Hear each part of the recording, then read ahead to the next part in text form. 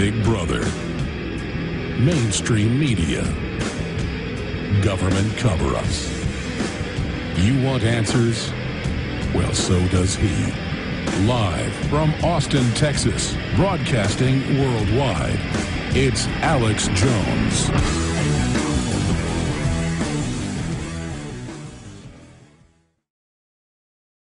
Now, beginning,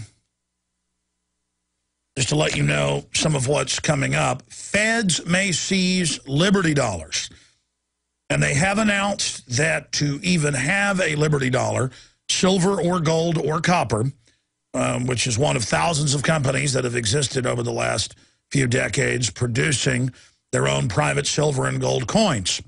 That if you have these coins, and they're beta testing right now gold confiscation, they're seeing if the public is dumb enough to believe carbon dioxide is poisonous, or that TSA should stick their hands down your pants, or that lemonade stands are illegal, or that gardening in your own yard is illegal. They're seeing if the public is stupid enough to think that this is counterfeiting, to issue your own silver and gold coins, even though that's not even accepted at most stores. This company operated, of course, for 14 years before being raided. And Bernard von Nothaus is out in Hawaii right now. That's why we haven't called him yet, because it's so early, but we may get him to pop in on the broadcast. He's still awaiting sentencing. He was found guilty, of course, a few months ago. And if you read the FBI own website with a U.S. attorney, attempts to undermine the legitimate currency of this country are simply a unique form of domestic terrorism, said U.S. Attorney Tompkins. All these forms of anti-government activities do not involve violence. They are every bit as insidious and represent a clear and present danger to the economic stability of this country, she added. We are determined to meet these threats through infiltration, disruption, and dismantling of organizations which seek to challenge the legitimacy of our democratic form of government. And they say the same thing in manuals, of course, they give law enforcement about Ron Paul. Our legitimate form of government was taken over by the private Federal Reserve. They've now bankrupted us by design. They're offering a new bank of the world as the solution. You got to love the infiltration part. It's not illegal to produce your own raw, real milk, but they, quote, infiltrate groups that are public, and it's like saying we infiltrated a Sunday school meeting. So they go to the jury and say, we infiltrated a Sunday school meeting. See, we infiltrated. They're criminals. We SWAT teamed them. And most juries say, hey, that's it. Garden in the yard. You infiltrated, send them to jail. Lemonade stand, you infiltrated, send them to jail. They're selling gold and silver for 14 years publicly. You infiltrated, send them to jail. It's like the infiltrating, like we're infiltrating. We're infiltrating people that are eating peanut butter and jelly sandwiches, so it must be illegal. I mean, it's all like dress up or theater. Why, we spent $1 million over a year infiltrating an Amish group selling milk to their neighbors. Our undercover agents were able to purchase it dozens of times and made friends with them. Made friends with people publicly selling milk? See, this is what tyranny's all about. Just like in the cases where my listeners in Tennessee, Arkansas, and Kentucky, in the newspaper, they report with a straight face, Kelly Rushing arrested for handing out videos. They had Ron Paul and Alex Jones on them. Police found it, anti-law enforcement. He's facing 6 years in jail. And then it went to trial, and the jury found him not guilty. But they tried to put him in jail for something that wasn't illegal. We'll be right back to break all this down. It's important. Stay with us.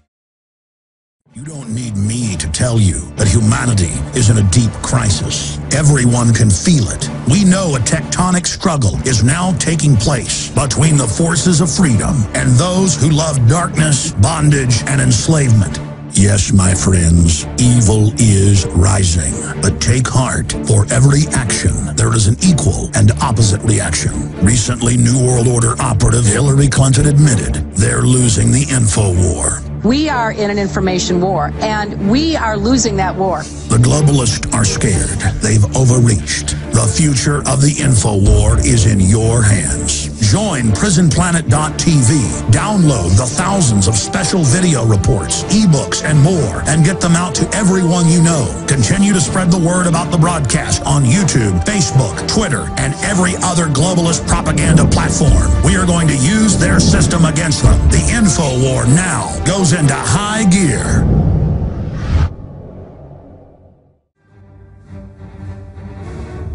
We're going to be breaking down news from around the world. Israel sends 2 warships to the Egyptian border. Israelis stock up on stun grenades to welcome Palestinian state uprising. Tripoli tries a new life, no Gaddafi, no food, no water. Iran discreetly aided Libyan rebels. That's French news agency. I thought Iran were the bad guys. I thought al-Qaeda were the bad guys, but also, final battle imminent. Libya rebel spokesman is saying rebels give Gaddafi forces 4 days to surrender or face military action. Blair's sister-in-law, Tony Blair's sister-in-law, incites Muslims to liberate Jerusalem. Boy, the globalists are really trying to start World War III right now. House GOP targets the UN over Palestinians. That's just some of the news. On that front, we're going to be breaking down. Also, the White House issues guidelines on September 11th observances. Their talking points have been made public on keep it focused on al-Qaeda. Al-Qaeda is still a threat, and we need to keep the wars going. And, of course, none of the first responders are allowed at the events, though. Because, here's another article today out of Raw Story, Army Ranger's widow booted from Rumsfeld's book signing. She confronted him and said that he had lied about 9/11. Ashley Joppa Hagman said that her husband, Sergeant Hagman, had joined the military because he believed the lies Rumsfeld had told after the 9/11 attacks. She was manhandled out of the building, KCPO-TV reported. So that's some of the news on the 9/11 front. Also, 6 arrested in latest San Francisco BART protest. There's more protest against the fact that there was going to be another peaceful protest a few weeks ago. So the government just turned off the cell phones in a large part of the city preemptively. I thought Hosni Mubarak was bad for doing that once there was rioting and burning. But the police say that they tolerated the protest. They tolerated the First Amendment. Isn't that nice? Meaning it's up to them until there were statements made that were, quote, anti-police. At least 6 protesters were arrested Monday night during the 3rd week of protest against San Francisco Bay Area Transit BART.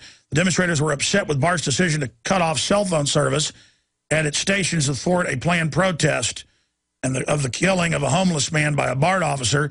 2 men were detained by police after passing through the gates and chanting an anti-police slogan. And it goes on, BART officials, our leaders, had previously said they would only tolerate protest outside the gates.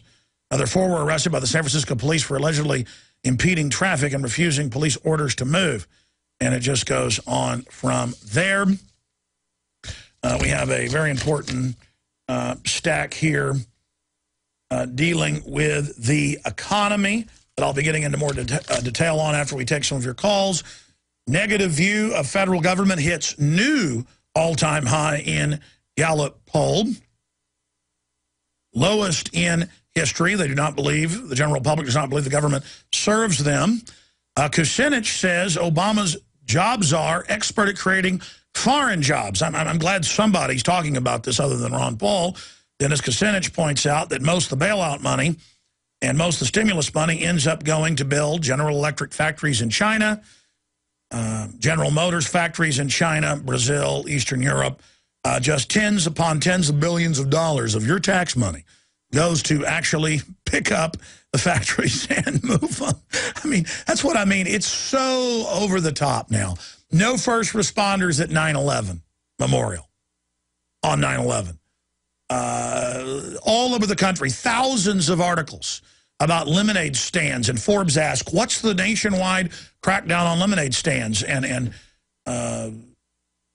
garage sales and gardens, because the government is a Sovietized Gestapo that's shutting everything down. Animal ID, premises ID, food safety, all pointed at local independent people. All these new agencies, the Rural Council run by the Department of Defense and Homeland Security, openly saying they're going to have federal spies in every rural area.